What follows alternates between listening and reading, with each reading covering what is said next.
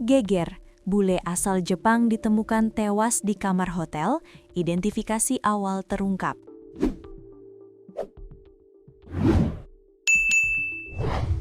Terungkap hasil identifikasi awal pihak kepolisian atas penemuan jasad bule pria asal Jepang dalam kamar hotel di kawasan Gambir, Jakarta Pusat.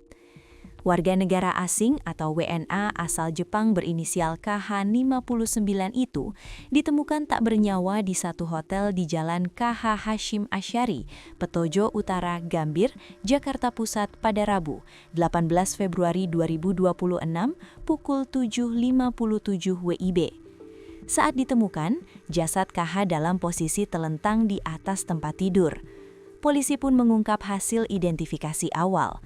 Sejumlah saksi telah dimintai keterangan, diantaranya saksi R alias D selaku PIC Travel Agent Panorama Group. Peristiwa ini bermula saat seluruh rombongan akan berkumpul di lobi hotel. Namun masih ada 3 orang rombongan yang belum siap, satu diantaranya korban. Kemudian SR selaku petugas keamanan hotel dan rekan korban bernama S menuju kamar korban pada pukul 7.55 WIB. Saat pintu kamar diketuk, tidak ada jawaban dari dalam. Karena pintu dalam keadaan terkunci dari dalam, sekitar pukul 7.56 WIB, pihak agen meminta bantuan manajemen hotel untuk membuka pintu. Sekitar pukul 7.57 WIB, teman korban S, D, agen travel, dan staf hotel Merlin membuka pintu kamar. Jelas AKBP Agus kepada wartawan, Jumat 20 Februari 2026.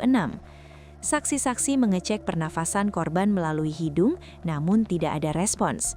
Kejadian itu langsung dilaporkan ke manajemen hotel dan diteruskan ke Polsek Metro Gambir.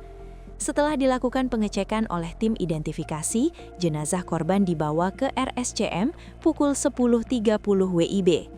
Hasil pengecekan awal luar tim identifikasi tidak ditemukan tanda-tanda kekerasan, beber Kapolsek.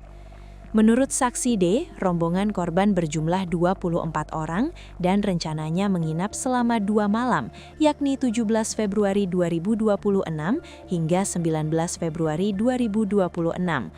Pada hari kejadian, rombongan dijadwalkan melakukan kunjungan ke Suzuki Indomobil Tambun, Jawa Barat.